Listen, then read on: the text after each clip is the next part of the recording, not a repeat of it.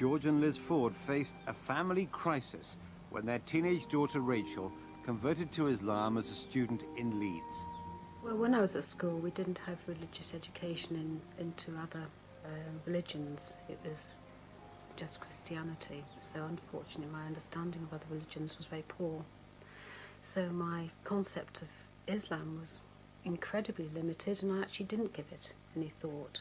Prior to Rachel undergoing her conversion, I had the impression, being fed by the media, I hasten to add, and by perhaps populist films, that most Muslims were kind of hell-bent on the destruction of Western civilization. We're all kind of extremist fundamentalists. I first became exposed to Islam when I first came to university. Back at home in my village, there really aren't any Muslims at all. When I came to Leeds, obviously there was quite a few, and I was very curious. I think at the end of the day, I basically just wanted answers as to why we were here, what was our purpose. I was just curious, you know, it's a new ways of thinking of things. I think my reactions were shock, horror, disbelief. Was it a fad of Rachel's? Was she going to get over it? What will our friends think about it? I sent her emails saying that this has been a great blow and a great shock to the family, Rachel. How are we going to cope with it? What have we done wrong? Why have you rejected our ideals, our religion, our dress code, our personal code, all out the window? Why? What have we done that's so wrong? I just emailed him back and I said, it's not like I've come home and said I'm gay or I'm taking drugs or anything like that. And I'm not going to do that either. I'm not going to come home and say these things. When she started to cover herself from head to toe in reams of cloth and wouldn't have a hair showing, and basically it seemed to me she didn't care what she looked like. If I was to take the hijab off tomorrow and walk out in the street with my hair loose, my mother would be dancing in the street. She'd be very happy. She doesn't want me to hide. She feels like, I guess she feels I'm hiding behind it, but I'm not. I actually feel more secure. I feel that less people are staring at me for the wrong reasons. My main thought process was this. Do we rip the family apart for the sake of religious dogma, or do we concentrate on our family and keep the whole aspect of family life together? We formed the point of view that the best line of action was to take was that we loved our daughter so much that we were prepared to not lose her and to accept her standpoint and her religious beliefs.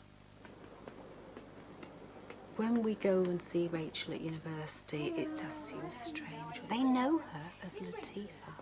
They don't know her as Rachel. I will call her Rachel. I haven't actually changed my name. I've just added to it. I felt I needed to because Rachel, at the end of the day, was my Christian name.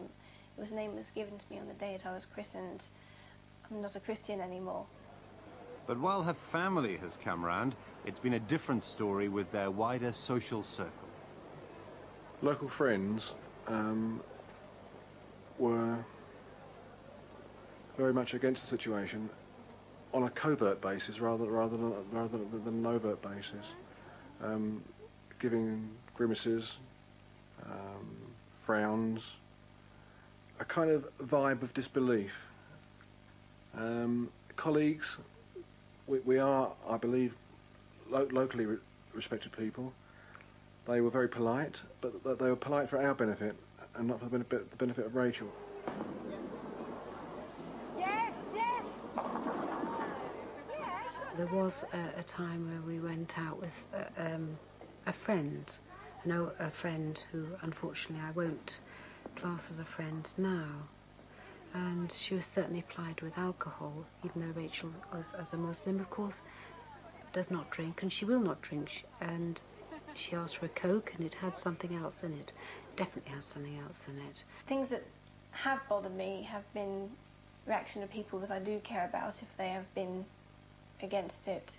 When there was a family event a while back where I did feel that I was snubbed. I felt that my family was neglected as well because of me and what I had done. Frankly, this has now given me a very great insight into how minorities must feel.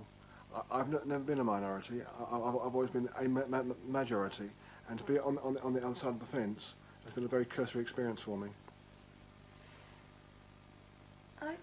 I feel that they have been through a lot.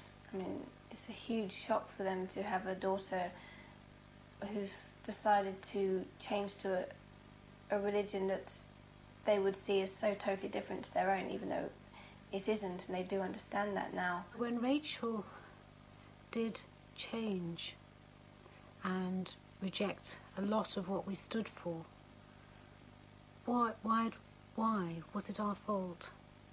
Was it our fault?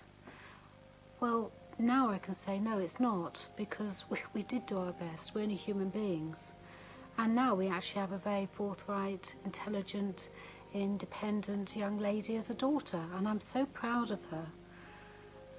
But I can say that today, but probably last year, the year before, I would have been saying different things. But life is a journey.